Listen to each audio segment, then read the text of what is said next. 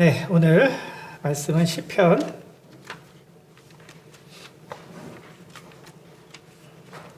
88편 12절. 시편 88편 12절.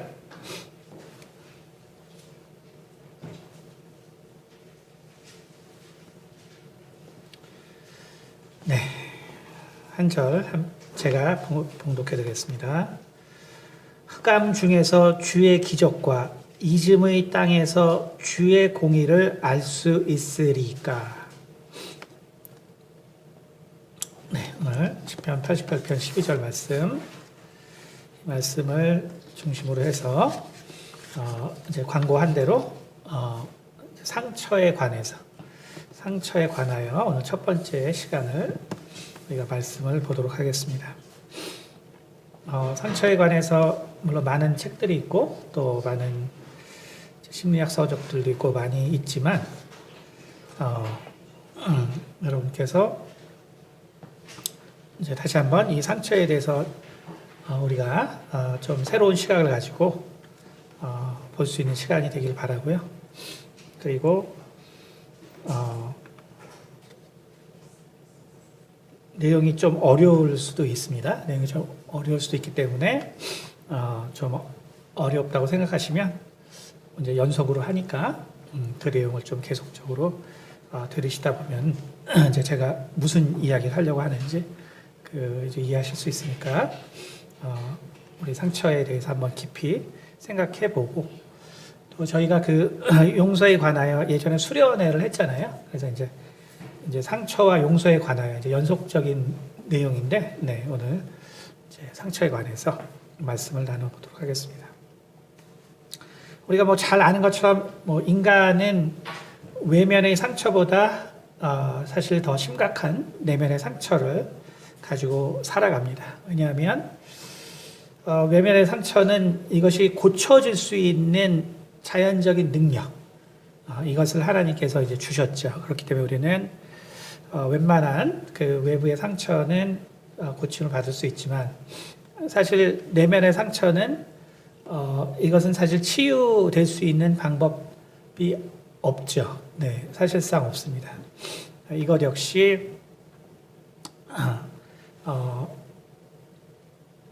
우리가 단지 이제 눈에 보이지 않는 것뿐이지 실제로 내면의 상처라는 것은 이것은 시간이 가면 갈수록 더 커진다는 것이 바로 그 외면의 상처와는 본질적으로 다른 부분입니다. 여기서 물론 우리가 이제 상처라고 할 때 우리가 뭐 습관적으로도 물론 교회나 또 교회 바깥은 좀 다르지만 교회 안에서는 뭐 상처라 그러면 일반적으로 그냥 마음의 상처를 우리가 흔히 얘기할 정도로 인간에게는 이제 마음의 상처가 심각하게 자리 잡고 그 상처의 정도에 따라서 결국 우리의 삶은 영향을 받게 돼 있습니다. 물론 나는 상처 하나도 안 받고 살고 있어. 나는 마음의 상처를 받지 않아. 사실 이런 분은 사실은 되게 요주의 인물이죠. 상처를 안 받는 사람은 다른 사람을 공감하지 못한다는 거기 때문에 사실은 상처 주는 사람이죠. 그러니까 되게 공감 능력이 좀 떨어지는 사람이기 때문에 사실은 이제 좀 주의해야 될 분이고요. 어쨌든 우리가 이렇게 상처를 받는다. 그리고 그 상처는 그렇기 때문에 주로 우리가 이제 마음의 상처를 이야기를 합니다. 그리고 이 마음의 상처라는 이것이 이제 영어에서도 상처라 그러면 마음의 상처라 그러면 이제 보통 그냥 요즘은 broken heart라는 말을 많이 쓰죠. 한 단어로. 그래서 broken은 이제 결국 깨졌다. 그렇죠? 이제 심하면 이제 산산조각 났다. 이렇게 되는 거죠. 결국 이제 마음이 결국은 깨지고 금이 가고 부서지고. 근데 거기서 이제 산산조각까지 나게 되면 이제 정신병이 되는 거죠. 그러니까 결국 이제 broken heart라는 건 그래서 아주 초기부터 정말 심해지는 정도까지 다 표현을 하고 있는 말입니다.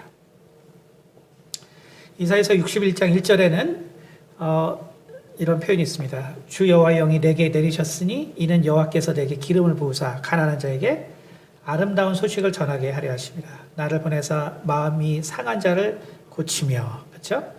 포로된 자에게 자유를, 갇힌 자에게 노임을 선포하며, 바로 예수님께서 이 공생의 사역에서 핵심적으로 언급한 구절이시거든요. 그렇죠? 거기 보면 결국 예수님이 왜 오셨나를 또 말씀해 주고 있는 거예요. 거기에 첫 번째가 바로 마음이 상한 자를 고치시며, 이렇게 되어 있거든요. 그렇죠? 마음이 상한 자를 고치시며. 그래서 이때 이제 이 고치다의 히브리 말은 샤바라는 단어인데, 이거는 이제 창세기 19장 9절에 또 쓰고 있습니다. 어떻게 쓰고 있냐면, 그들이 이르되 너는 물러나라. 또 이르되 이 자가 들어와서 거류하면서 우리의 법관이 되려 하는도다. 이제 우리가 그들보다 너를 더 헤아리라 하고 롯을 밀치며 가까이 가서 그 문을 부수려고 하는지라. 그래서 이제 샤바라는 말은 부수다. 부수다. 부수다는 말인데, 바로 이제 이것이 심장, 결국 마음, 그 레브라는 히브리어와 결합되면 결국 심장이 부서진다. 그렇죠? 그래서 영어 말과 똑같은 의미가 됩니다. 그래서 broken heart가 됩니다. 그래서 결국 상처라는 것은 정말 이러한 그 마음의 부서짐을 말하고, 그리고 예수님께서는 바로 이 마음이 상한 자들을 위해서 오셨다라고 친히 말씀해 주고 계십니다. 하지만 우리가 하나님을 알기 전에 이 상처받은 것을 우리가 참 치유받기가 되게 어렵습니다. 우리는 세상에서 상처를 받는데 이것을 어떻게 치유해야 될지를 사실 알지 못해요. 내게는 되게 심각한 문제인데, 아시겠지만 정신병까지 가야, 그래서 최소 우울증은 와야 의사가 얘기를 해주지. 나는 너무나 괴로운데 사실은 정말 이 상처를 이해해주고 치유해줄 자가 없는 것이, 근데 사실은 우리의 일반적인 삶의 모습이죠. 그러니까 결국은 나 혼자 이제 끙끙 맨단 말이에요. 그렇죠? 그러니까 결국 어떻게 되냐면, 우리는 상처를 바라보는 관점이 결국 나 혼자 결국 바라보게 되기 때문에 우리는 자연스럽게 이 상처에 대해서 결국 인본주의적 관점, 이것만을 생각할 수밖에 없고, 그렇기 때문에 결국은 우리는 이 상처라고 할 때 결국 인간 사이의 관계, 결국 인간 사이 문제, 이렇게 생각을 하게 됩니다. 그래서 결국 인간이 존재하고 결국 타자와 살아가기 때문에 나와 다른 성향의 사람들로부터 상처를 받게 되는 것은 결국 필연적이라고 우리는 받아들이게 되죠. 그래서 이제 상처를 받다 보면, 이것이 사람과 살기 때문에 이건 어쩔 수 없는 일이구나. 이거는 인간이 살아갈 때 결국 타자와 함께 사는 이 세상에서 상처를 받아가는 것은 자연스러운 것이고, 또 그것이 그렇게 생각될 수밖에 없구나, 이렇게 생각을 합니다. 이것이 틀린 말은 아니겠죠. 하지만 이것이 필연적인 어떤 과정이라는 것은 우리가, 하지만 큰 오해라는 것을 먼저 알아야 합니다. 그 이유는 우리가 흔히 볼 수 있는 것처럼 인간은 사실 성향이 다른 타자들을 통해서 실은 상처를 치유받기도 하거든요. 그러니까 타자가 존재하기 때문에 결국 꼭 우리에게 상처가 필연적인 것은 결국 큰 오해라는 것입니다. 그래서 성경은 인간의 마음에 상처를 만드는 가장 큰 근원은 타자의 존재다라고 말하고 있지 않고요. 성경은 우리가 잘 아는 것처럼 바로 죄라고 이야기하고 있습니다. 그리고 하나님께서는 죄의 문제를 결국 해결하신 하나님이시기 때문에 성경은 그래서 정확하게 인간이 상처를 받는 근원에 대해서 이야기하고 있고, 그리고 본질적인 치료에 대해서도 이야기를 하고 있는 것입니다. 그렇다면 중요한 것은 죄가 어떻게 인간에게 상처를 가져다 주게 되었는가, 우리가 그 부분을 성경을 통해서 생각해 보는 것이겠죠. 그리고 성경은 바로 그 사건의 시작이 바로 에덴에서의 추방, 다시 말해서 에덴에서 아담이 추방된 것이 바로 인간의 마음에 상처를 주고받게 되는 본질적인 구조적 문제를 만들어냈다라고 이야기합니다. 다시 말하면 우리가 상처의 본질에 대해서 생각해 본다면 상처는 사실 어떤 다른 문제가 아니라 구조적인 문제라는 거죠. 구조적인 문제. 그러니까 구조적인 문제라는 건 뭐냐면 결국 내가 이건 어떻게 해도 뭐가 안 되는 문제구나. 내가 어떻게 무슨 별 수단을 다 써도 이건 구조적인 문제니까 결국은 상처를 받게 되는 거죠. 그리고 그 추방되어서, 그렇다면 추방되었는데 구체적으로 그럼 그 추방된 그 사건에서 어떤 일이 일어났는데 상처를 받게 되냐? 바로 그것은 기억의 왜곡을 통해서 진행된다라고 이야기를 합니다. 그러면 기억의 왜곡, 이 기억의 왜곡이라는 것은 왜 발생하게 되는가? 그럼 기억의 왜곡이 발생하는 그 기작은 무엇인가? 우리가 만물을 살펴보면 이 만물은 우리가 경험하는 것처럼 이 3차원의 세상에서 살아갑니다. 그렇죠? 우리가 이 만물이 살아가는 이 공간을 우리는 3차원이라고 그러죠. 그렇죠? 그래서 수학적으로 말하면 뭐 X, Y, G 이 모든 공간의 유일한 그 포인트를 잡을 수 있는 세 가지 변수가 있죠. 그래서 우리가 이것을 3차원의 공간이다라고 말하고 있습니다. 하지만 식물들은 정말로 이 3차원에서 이 3차원의 공간, 이것을 그대로 받아들이고 살아갑니다. 그런데 동물은 우리가 잘 보면 이 3차원의 공간에서 사는 걸로 끝나는 게 아니에요. 실은 동물은 사실 정확하게 보면은 4차원의 세상을 살아갑니다. 이게 무슨 상처를 얘기하는데 뭐 이런 얘기를 하냐 해서 이제 목사님이 또 무슨 말씀하시려고 저는 그래서 약간 어려울 수도 있으니까 이제 시간이 좀 몇 번 설교를 들으시면은 나중에 도움이 될 거예요. 하지만 동물은 실은 4차원의 세상을 살아갑니다. 그럼 변수가 있는 세상이 하나 더 있다는 거죠.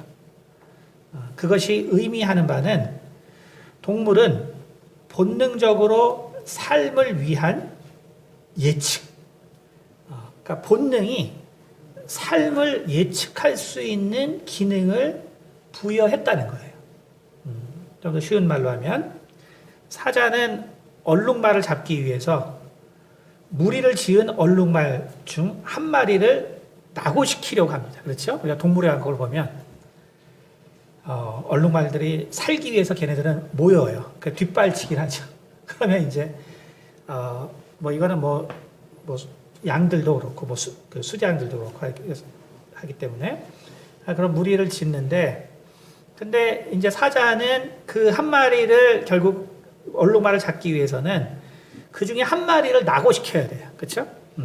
그러니까 결국 정신없이 얼룩말의 그 시선을 흐트러 놓습니다. 그렇죠? 그리고 마침내 한 마리가 낙오되면 이제 여러 무리가 한 마리의 얼룩말을 사냥하게 되죠. 정말 그런데 바로 이러한 복잡한 과정이 가능한 이유는 본능적으로 바로 짐승들이 경험을 기억하는 능력이 있기 때문입니다. 어릴 때 어미 사자가 사냥하는 것을 보고 그 방식들을 새끼 사자들이 바로 기억하는 것이죠.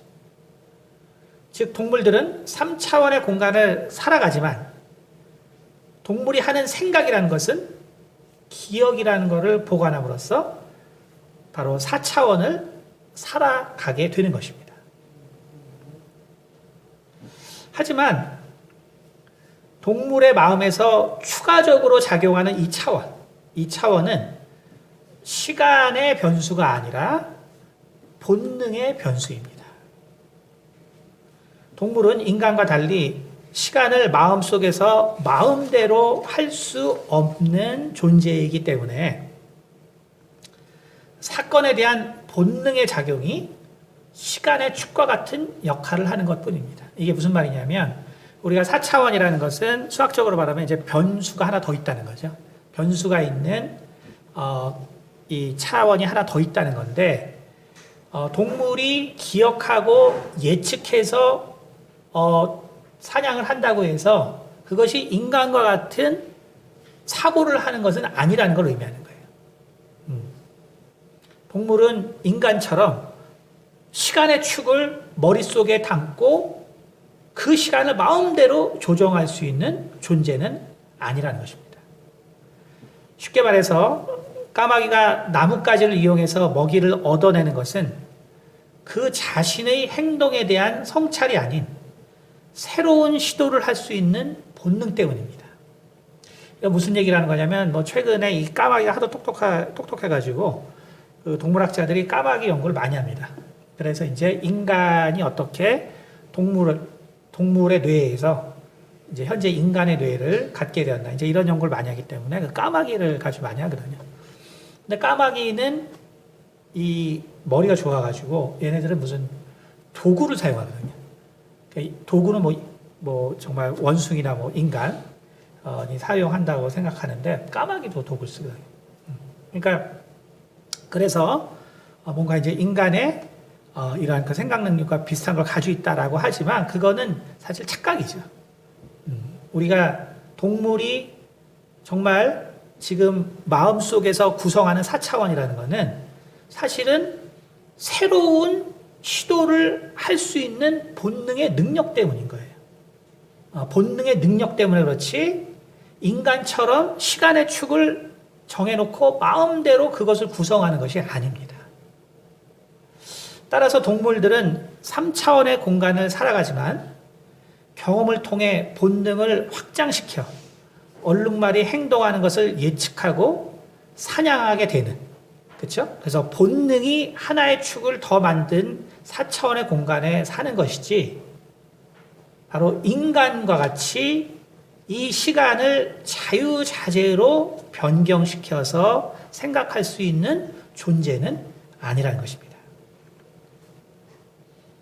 따라서 인간은 본능이 아닌 시간 자체를 생각 속에 그려넣어 경험한 모든 사건들을 시간의 축을 자유로이 변화시켜 4차원의 총체적인 생각을 할 수 있는 것이 바로 인간입니다. 인간이 자신을 성찰할 수 있는 이유는 바로 경험한 사건을 분해하여 시간을 바꾸어 가정할 수 있기 때문입니다. 쉬운 예를 들어서 내가 그때 왜 이 사람과 결혼을 결심하게 됐을까?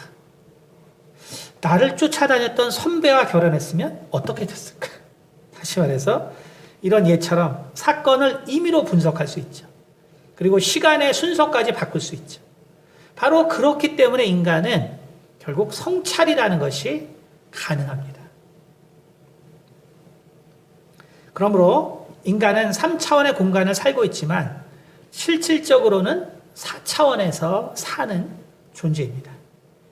인간이 마음을 통해 살아가는 한 이것은 사실이고 이를 통해 통찰력을 얻게 되고 미래를 더 잘 준비할 수 있게 됩니다.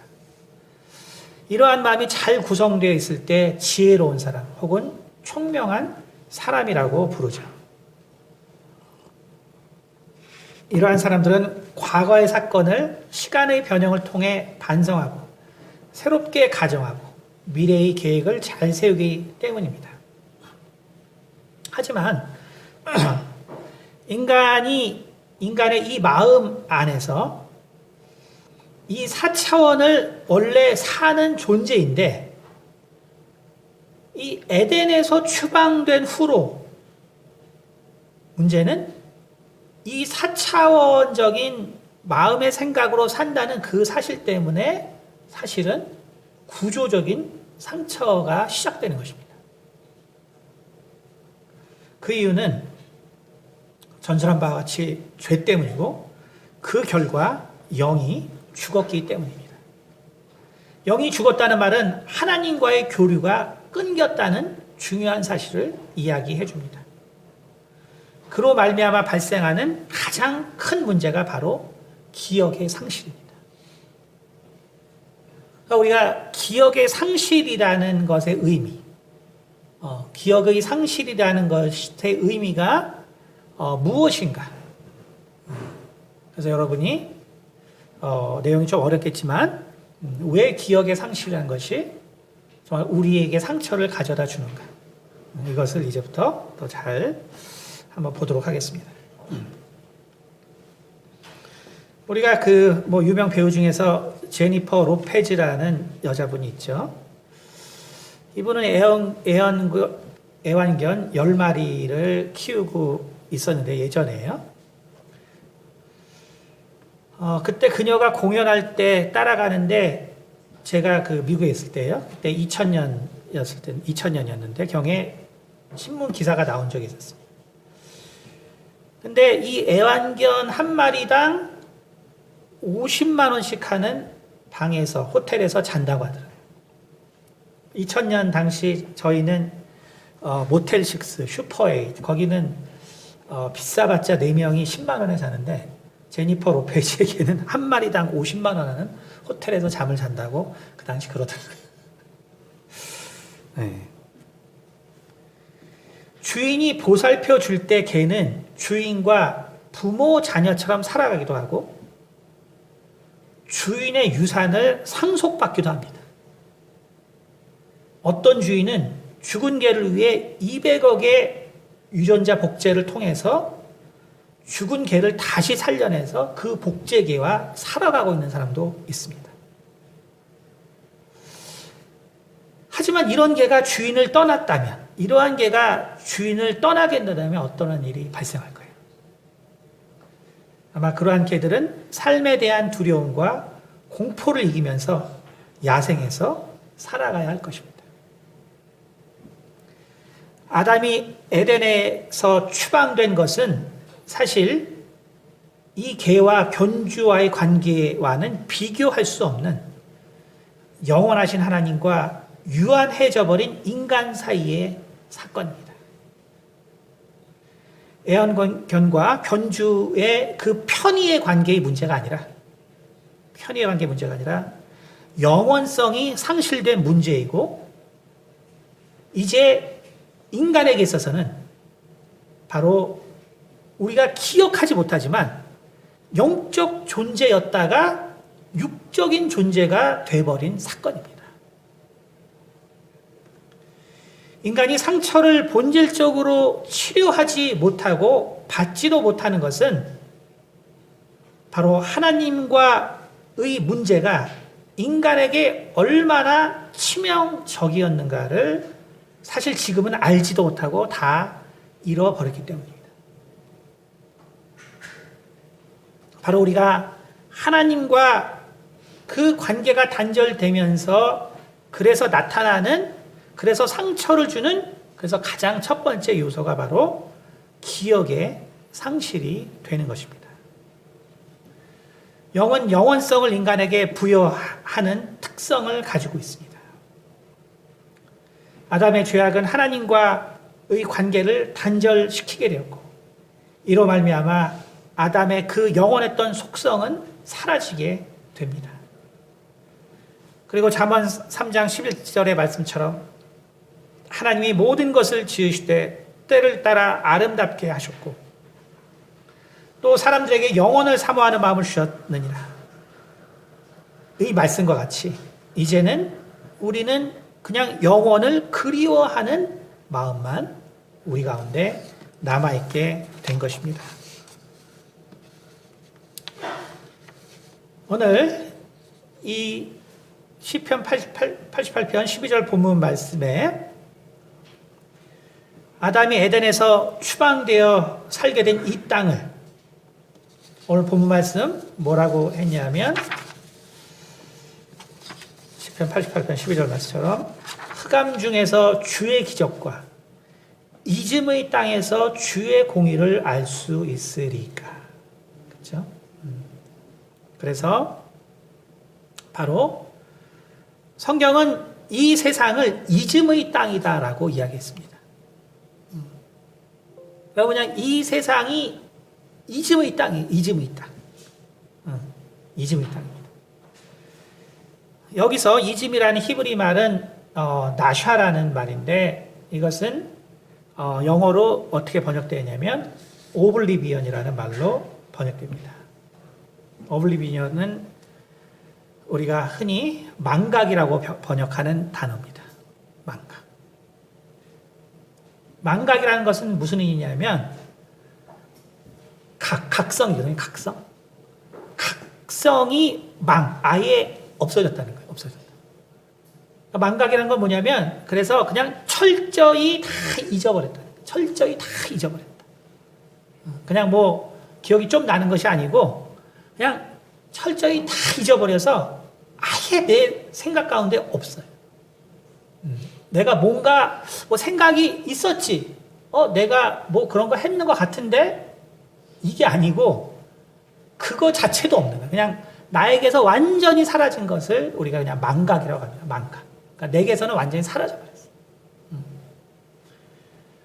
바로 우리가 이짐의 땅에서 인간이 철저하게 잊어버린 것이 바로 무엇이겠습니까?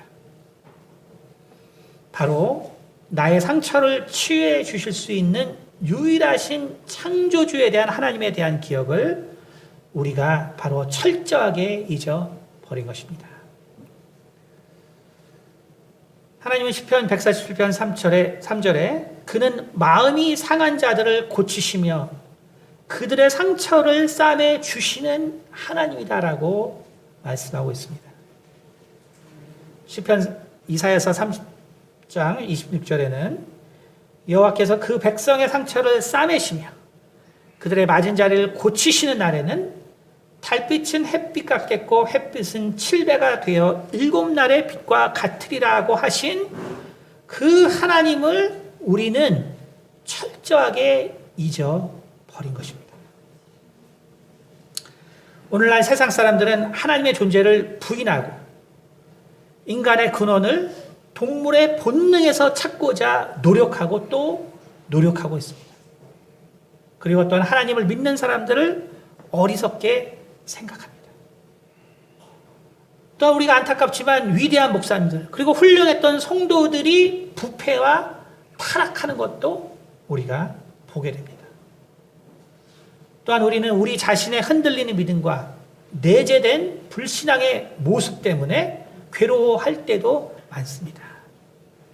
바로 이 모든 이유는 인간이 철저히 이즘의 땅으로 추방되어 버렸기 때문에 그런 것입니다. 하나님을 잊어버린 것은 어제 오늘의 일이 아닙니다. 하지만 아담이 에덴에서 추방되지 않았다면 인간은 하나님과 함께하며 영원히 하나님을 잊어버리지 않았을 것입니다. 하나님께서 계신 곳에서는 아무것도 잊혀지지 않습니다. 하나님의 생명책에는 모든 것이 잊혀지지 않으며 예수께서 진리가 되시는 이유는 그가 아무것도 잃어버리지 아니하시기 때문에 그러한 것이고 천국이 바로 영원한 나라인 이유가 됩니다. 아담의 추방은 아담의 기억을 서서히 왜곡시켜갑니다. 그것이 곧 기억력의 상실 그리고 시간이 흘러 바로 망각으로 자리 잡게 됩니다. 하나님과 교류가 끊긴 인간은 생명의 부재로 말미암아 인간의 기억력이 감퇴하게 됩니다. 그것 때문에 인간은 모든 경험을 저장해야 할 방법이 필요했고, 그것이 바로 오늘날 뇌과학에서 말하는 장기 기억의 작용입니다. 단기 기억이 있고 장기 기억이 있죠. 그런데 우리가 오래 기억해야 되는 것은 바로 장기 기억 속으로 들어갑니다. 우리가 흔히 감각 기억이라고 하는 것 중에 10분의 1이 일반적으로 단기 기억으로 들어가요. 그러니까 여러분이 오늘 여기 자리에 앉아 있으면 집에 가서 내일까지 생각나는 건 10분의 1밖에 안 됩니다. 그 중에서 10분의 1이 또 장기 기억으로 들어가요. 그러니까 오늘 아마 설교를 들으시면 다음 주에는 기억 상실이 문제라고 했는데 이제 그게 장기 기억에 이제 들어가는 거죠. 나머지 뭐 했는지는 이제 시간이 가면 이제 다 잊어버린 거죠. 그래서 바로 장기 기억 작용. 인간이 결국 영성을 잊어버렸거든요. 다시 말하면 인간이 영원히 할 수 있는 능력을 상실해버렸어요. 그러니까 우리의 기억도 결국은 쇠퇴하게 되는 거죠. 그러니까 결국은 그 쇠퇴를 막기 위해서 인간이 할 수 있는 것이 바로 장기 기억, 장기 기억 작용을 사용하는 것입니다. 그런데 이 장기 기억 작용이라는 것은 이 인간의 이 4차원적인 사고, 다시 말해서 인간이 경험한 그 모든 것들을 1차원적인 내용으로 요약해가는 과정입니다. 모든 동물의 이름을 지어주었던 아담의 기억력은, 그쵸? 우리가 창세기 보면 아담이 동물의 이름을 다 지어줘요. 그죠? 얼마나 많은 동물이 하는지 모르겠지만, 우리가 아는 동물의 이름이 한 100가지 정도 되거든요, 일반적으로. 그러니까 그걸 어떻게 다 지었을까? 근데 이 모든 동물의 이름을 지어줬던 아담의 기억력은 이 이집의 땅에서 서서히 감퇴되기 시작하고, 그 결과 이제 아담에게도 기억의 왜곡이 일어나게 됩니다. 이러한 왜곡의 대표적인 것이 바로 사람들의 무용담입니다. 이 무용담을 통해서 자신의 약점과 잘못은 사라지고 강하고 좋은 부분만 남겨놓음으로써 자신의 과거를 왜곡합니다. 이는 사이가 나쁜 부부가 자녀에게 상대방의 단점만 자녀에게 이야기하고 자신의 장점만을 또 자녀에게 얘기하는 것과 같은 것이죠. 혹은 조직적으로 일본의 역사 왜곡과 같이 집단적으로 과거를 왜곡하기 위해서 또한 몸부림치기도 합니다. 문제는 이러한 기억의 과정이 바로 이 인간의 믿음 또한 왜곡시킨다는 데 있습니다. 그러니까 이러한 인간의 기억의 왜곡 과정은 결국 우리의 믿음까지도 왜곡시켜 간다는 거예요. 믿음은 본질적으로 경험의 기억을 바탕으로 성립하는 것입니다. 믿음이라는 것 경험 없이 생기는 게 아니에요. 우리가 믿음을 성경만 읽고 얻는 것이 아닙니다. 믿음은 성경을 통해서 하나님을 만나고 우리가 정말 개인적인 경험을 통해서 믿음이 생기는 것이지, 우리의 믿음이라는 것은 바로 수학의 공리를 깨닫는 것처럼 어떤 원리를 깨닫는 게 아닙니다. 살아계신 하나님을 우리가 경험하는 것입니다. 하지만 인간의 기억은 바로 그 믿음까지도 왜곡시켜간다는 거예요. 따라서 하나님과의 경험이 부족하게 되면 바로 하나님과의 기억도 하나하나 사라지게 되고, 사라지는 것이 문제가 아니라 바로 왜곡되어 가는 것이 문제입니다. 주변에서 하나님을 잘 믿는 사람을 만났다면 그들은 분명 하나님과의 연속적인 경험이 있다는 증거이고, 바로 그 연속적인 경험이 있기 때문에 훌륭한 믿음이 자리 잡는 것입니다. 그리고 하나님과의 교제는 하나님의 그 영원하신 속성에 힘입어서 더 잘 그 사람의 기억과 감정에 남아있게 되어서 우리가 볼 때, 아, 믿음이 좋은 사람이다라는 느낌을 주게 되는 것이죠. 하지만 불연속적인 하나님과의 경험은 우리 삶의 어느 순간 반드시 우리의 기억을 왜곡시키고, 그로 말미암아 우리의 믿음을 왜곡시키고, 그로 말미암아 우리의 믿음을 초라하게 변형시킬 수 있습니다. 제가 젊을 때 예수 믿고 제일 놀랬던 것 중에 하나가 뭐냐면, 전도를 제가 이제 그때는 뭐 길거리 전도 뭐 이런 많이 했던, 노방 전도를 많이 했던 시절이니까. 그래서 제가 이제 옛날에 저 유진상가, 제가 그 대학교 때 이제 유진상가에 그 과외가 있어가지고 항상 숙명여대에서 내려서 버스를 갈아타서 갔어요. 그러면 제가 이제 그때는 뭐 주차 간격이 뭐 진짜 심각했거든요. 지금처럼 아시겠지만 뭐 어떨 때는 뭐 하나 왔는데 뭐 1분 다음에 오지만 어떨 때는 50분 있다가도 오거든요. 옛날 사람들은 다 아시죠.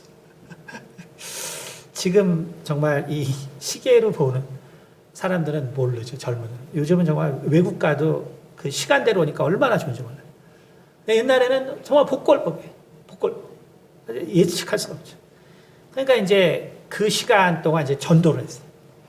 그래서 이제 차 늦게 오면, 그래, 오늘은 전도 많이 하라는 하나님의 뜻이다. 하고 이제 전도를. 막 오면은, 내리자마자 오면, 아, 오늘은 전도하지 말라고 하시네. 그러는 거죠. 거기서 이제 옛날에 이제 지금 모르겠는데, 옛날에는 어쨌든 숙명여대 그쪽 큰 길 앞에 이제 포장마차 이런 게 엄청 많았죠. 그래서 근데 거기서 이제 열심히 전도를 하보면 꼭 그런 아줌마들이 있어요. 아이고, 학생 전도 열심히 하네. 아이고, 나도 젊을 땐 다 그랬어. 나도 젊을 땐 방언하고 다 그랬지. 이런 아줌마들 많아요. 제가 이제 막 믿어서 전도하는데, 막 이제 방언기도 한다고 막 열심히 하는. 우리의 이 믿음의 경험이 불연속적으로 진행되고 단절하게 되면 결국 우리의 믿음도 결국 왜곡되게 됩니다. 왜곡되게 되고, 그리고 반드시 우리의 믿음을 초라하게 바꿔놓게 됩니다. 여러분, 이것이 바로 기억의 왜곡. 기억의 왜곡이 얼만큼 우리의 믿음을 왜곡시키나를 보여줍니다. 우리는 모세의 증언을 통해서 하나님을 알게 되었습니다. 만일 모세가 모세오경을 기록하지 않았다면 우리는 아마 하나님을 영원히 알지 못했을 수도 있습니다. 그런데 왜 하필 모세였을까요?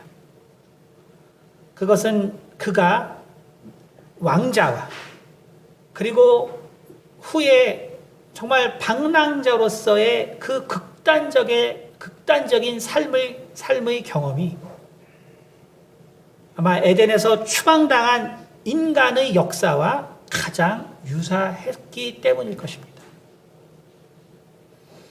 그의 인식 범위 내에서 성령의 조명을 통해 하나님께서는 인간에게 자신을 가장 잘 설명할 수 있는 존재가 모세였기 때문에 아마 그를 선택하셨고, 바로 그에게 성령의 조명을 통해서 바로 인류의 과거의 역사를 쓰게 하셨을 것입니다. 하지만 우리는 이 반석과도 같은 이 모세에 대해서 사실은 의문을 제기해 볼 필요가 있습니다. 어떠한데 우리가 의문을 제기해 보아야 하는가? 그것은 바로 모세의 성경은 정말로 하나님을 아는데 충분했을까? 다시 말해서 모세가 들은 그 조상들의 구전된 기억은 하나님을 아는데 과연 충분했을까 하는 점입니다. 그의 인식 범위에서 경험한 여호와의 신의 조명은 과연 하나님을 충분히 표현했을까요? 아마 하나님을 알고 율법과 죄를 아는 일에는 충분했을 수 있을 것입니다. 정말 하나님의 공의를 알고 하나님의 율법을 알고 그리고 인간의 죄를 아는 일에는 충분했을 수 있습니다. 그러나 과연 하나님의 깊은 마음을 아는 데까지 충분했을까요? 바로 우리는 그것이 충분하지 않았다는 것을 알 수 있습니다. 왜냐하면 그것이 충분했다면 예수님께서 이 땅에 오실 이유가 없었기 때문일 것입니다. 바로 예수님께서 이 땅에 오신 이유이며 또한 그가 우리와 함께 하신 이유이고 그가 단지 인류를 위해서 십자가에서 죽고 끝난 그 일이 아니라 그가 정말 유대인들과 함께 3년을 지내며 하나님이 어떤 분인가 스스로 보여준 그 모든 사실들은 바로 모세의 율법이 우리가 하나님의 공의와 율법과 죄를 아는 데는 충분했을 수 있지만 바로 하나님의 깊은 사랑을 아는 데는 분명히 부족했다는 것을 우리는 알 수 있습니다. 구약을 통해 많은 사람들이 하나님께 상처를 받게 되었고 그리고 유대인들조차 결국 모세의 율법을 통해서 바로 많은 상처를 받게 된 것입니다. 그리고 그 사람들은 무엇이라고 얘기했겠습니까?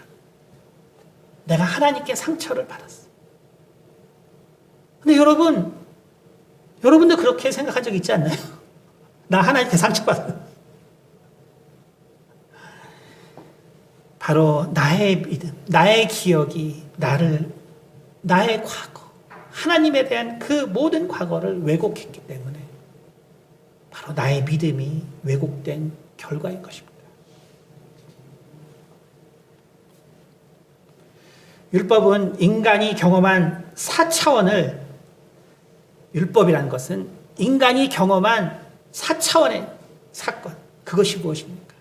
바로 하나님이 천지를 창조하시고 정말 그가 인간을 사랑하여 자기의 형상으로 아담을 만들고 그리고 정말 그 아담의 그 에덴의 추방을 하나님께서 정말 가슴 아파하시고 정말 그 노아 시대의 그 인류의 멸망을 그 가슴 아파한 그 모든 4차원적인 경험을 사실 율법이라는 것은 1차원의 기억으로 요약한 것입니다.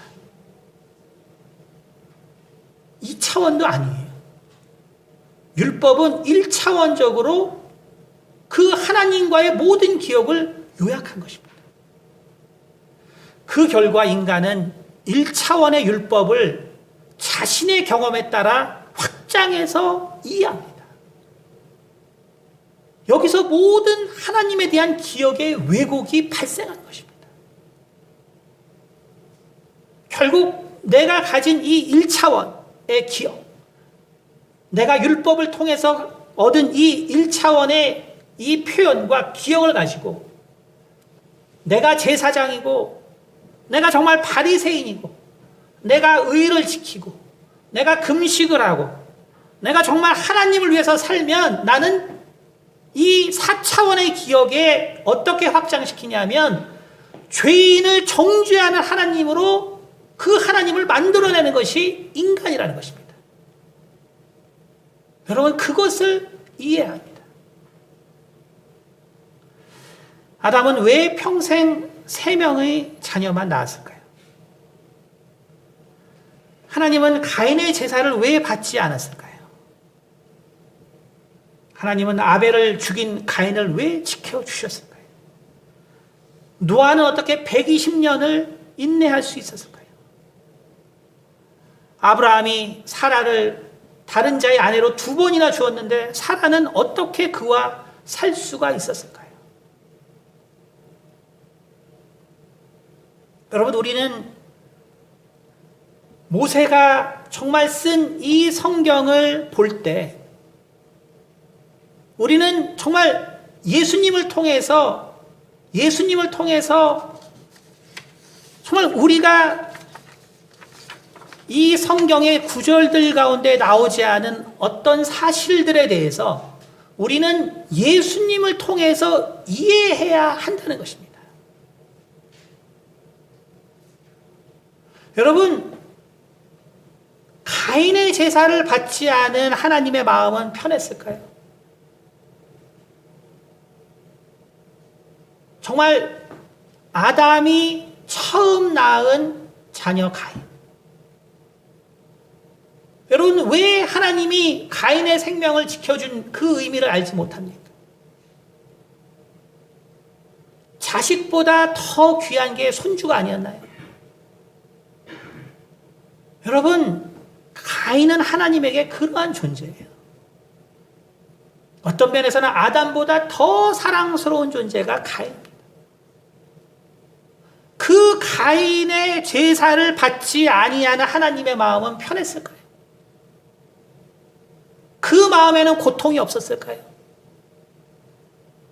너는 마음이 안 돼서, 너는 인격이 안 돼서, 너는 네 자세가 안 됐어. 넌 내 앞에 불합격이야. 그런 하나님이셨나요? 여러분, 우리는 우리에게 얼마나 많은 하나님에 대한 왜곡이 있나를 우리는 잘 돌아봐야 합니다. 하나님은 가인의 그 아벨을 죽인 가인을 지켜주셨어요. 그것은 무엇을 의미합니까? 불합리한 하나님을 의미하나요? 아벨은 불쌍하지도 않나요? 왜 아벨을 죽인 가인을 그렇게 지켜주죠? 아벨은 정말 불쌍하지도 않나요? 우리는 정말 하나님의 마음이 어떠한 마음인가를 우리는 주님을 통해서 이해해야 하는 것입니다. 예수님께서 오신 이유는 율법을 폐하러 온 것이 아니라 율법을 완성하러 오셨다라고 마태복음 5장 17절에 말씀하고 계십니다. 그것은 다른 말로 해서 하나님의 사람들과 레위인들, 즉 인간의 기억이 하나님에 대한 것을 왜곡시켰다는 의미입니다. 그리고 그 인간의 기억과 망각이 바로 예수님의 피를 요구하게 되었다는 의미이기도 합니다. 여러분, 정말 너희가 모세를 믿었다면 나를 믿었을 것이다 라는 그 의미. 과연 정말 이 물건을 빼돌린 이 아간을 드러내고 벌하셔서 하나님의 정의가 구현되는 그것을 우리가 보고 과연 함께 기뻐해야 되는 사건일까요? 사울이 아멜렉의 모든 것을 진멸하는 하나님의 말씀에 순종하였지만 살찐 소를 가지고 제사하려고 소를 죽이지 않은 사울을 보고 분노하여 사울을 패하신 하나님을 볼 때마다 그래, 말씀대로 모든 것을 죽였어야 해 라고 하나님의 공의를 찬양해야 할까요?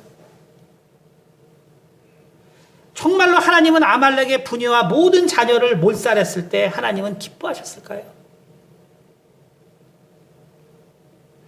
여러분, 우리는 정말 모세가 하나님의 율법과 하나님의 공의와 그리고 인간의 죄에 대해서 그리고 그로 말미암아 구원받지 못한 인간의 모습에 대해서는 잘 이야기했지만 정말 하나님의 깊은 것을 모세가 과연 다 이야기를 했는가는 바로 우리 주님의 말씀을 통해서 충분하지 못했다는 것을 알 수가 있습니다.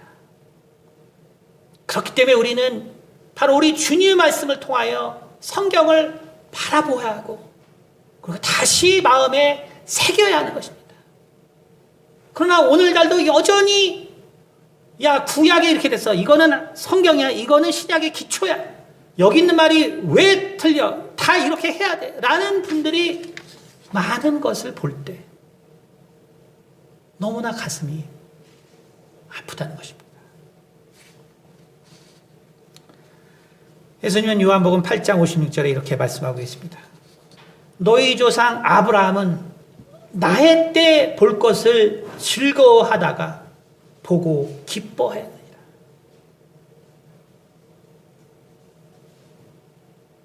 우린 이걸 그냥 비유로 생각하죠.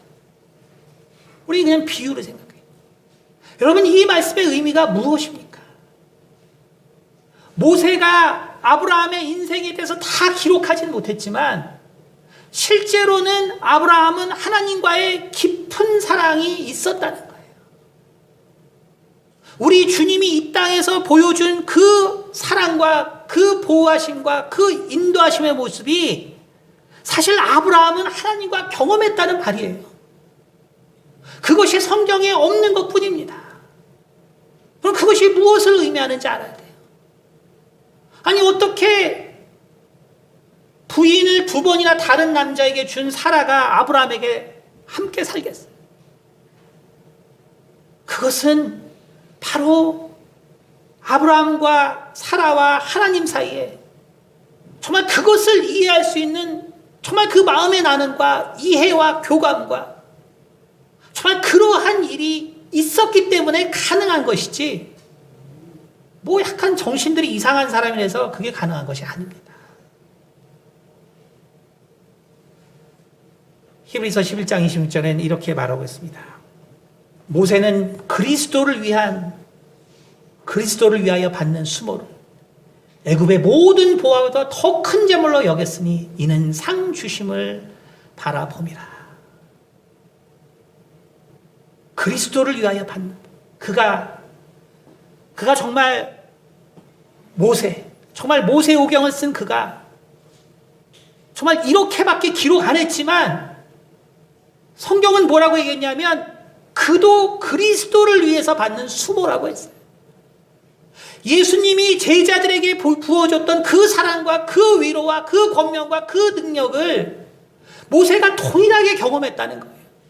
그가 그렇게 살 수 있었던 건 바로 하나님의 사랑을 충만히 받았기 때문이라는 것입니다.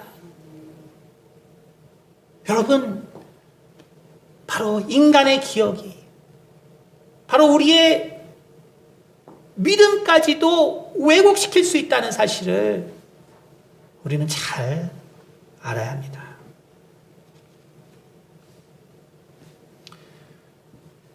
우리는 많은 사람들이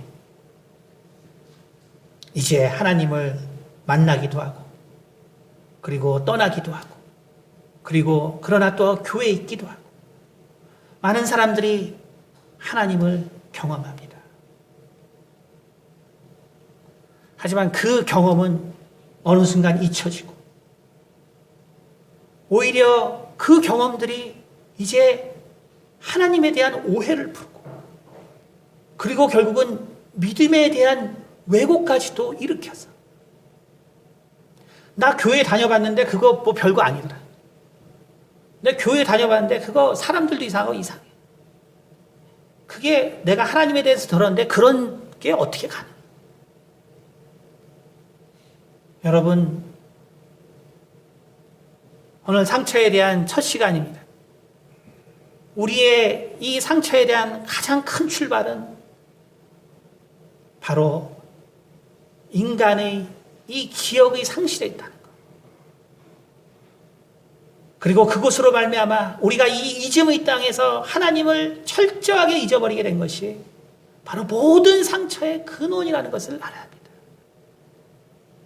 아브라함과 사라는 그러한 상황에서 살았지만 상처를 받지 않았어요. 어떻게 가능할까요? 여러분 같으면, 여기 죄송합니다, 여자분들에서 남편이 다른 남편하고 살라고 상처 안 받겠어요? 어떻게 상처를 안 받겠어요?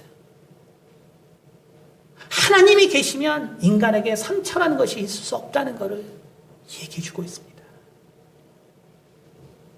그러므로 우리는 우리의 기억을 회복해야 합니다. 많은 사람들이 하나님은 왜 그러시냐? 나는 하나님께 상처받았다고 얘기할 때 우리는 그 왜곡된 기억에 동의하는 것이 아니라 우리의 기억을 회복해야 하는 것입니다. 이제 이집은 이 땅에서 살게 된 인간은 서서히 하나님에 대한 기억을 왜곡하게 되고 마침내 하나님을 잊어버리게 됩니다. 망각의 시간이 길어지고 망각한 사람들이 많아지면서 하나님에 대한 기억은 마침내 뒤틀린 모습으로 인간의 세상에 자리 잡게 됩니다. 우리는 상처의 첫 번째 원인으로서 바로 하나님을 잊어버린 우리의 모습에 있다는 것. 이것을 우리는 잘 기억하시고, 그리고 또한 그 기억의 왜곡 때문에 일어나는 바로 이 성경에서의 이 문제들을 우리는 주님을 통해서, 주님이 우리 가운데 보여주신 것을 통해서 우리는 이해해 나가야 한다는 것입니다. 그럴 때 우리는 바로 제사장이나 바리새인이나 서기관과 같은 바로 왜곡된 믿음으로서 하나님을 생각함으로 바로 상처받고 오히려 하나님으로부터 우리가 참 버림받는 그러한 일이 없게 될 것입니다. 이러한 하나님에 대한 정말 아름다운 기억을 다시 한번 소생시키시고 그것을 통하여 하나님과의 그 사랑이 충만한 인생이 되시기를 예수로 축원드립니다. 기도하겠습니다. 하나님 많으신 아버지 감사합니다. 우리가 참으로 우리 가운데 주어지는 이 상처가 무엇인가를, 그리고 그 상처가 왜 구조적으로 발생했는가를 아버지 우리가 돌아보았습니다. 주님, 정말 하나님은 우리 가운데 항상 진실된 모습을 보여주었는데 왜 우리의 마음 가운데는 내게 섭섭하게 되었고 또 내가 참으로 원망하는 하나님의 모습이 남아있을까요? 주님, 이 모습들을 우리가 돌아보게 도와주시고 어디서 나의 왜곡된 하나님에 대한 기억이 있는가를 아버지 살펴보게 도와주시고 바로 그 왜곡된 모습을 참으로 새롭게 하여 주셔서 우리가 처음 하나님을 만났을 때 그 감격스러운 그 사랑과 그 위로 가운데 우리 인생을 살아갈 수 있도록 도와주시옵소서. 감사드리며 살아계신 우리 주 예수 그리스도를 받들어 기도드렸습니다. 아멘.